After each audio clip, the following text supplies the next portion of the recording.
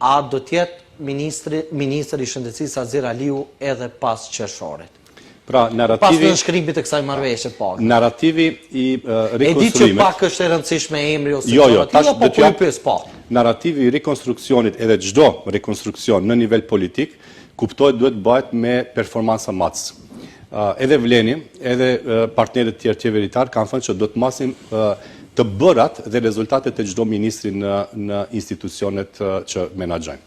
Tani, nuk e di sa është, se edhe nuk ndje mirë kur flas për ministrin dhe për në vetën njëjes, megjithatë kjo është një prej ministrive që është menaxhuar më mirë, kështu që narrativi do të ketë ndryshime atje ku nuk ka rezultate, nuk funksionon këtu.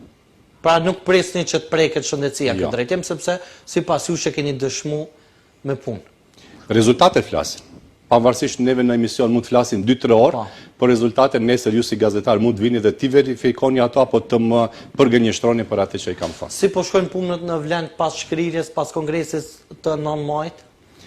Ende jemi në fazën e editimit dhe të setimit të sistemit një parti politike. E dini që nga 4 parti politike me struktura dhe me qasje, unë çdo herë kam thënë, ndryshe, si në politik bërje, si në analizën politike, si në hapat për zgjidhje të problemeve.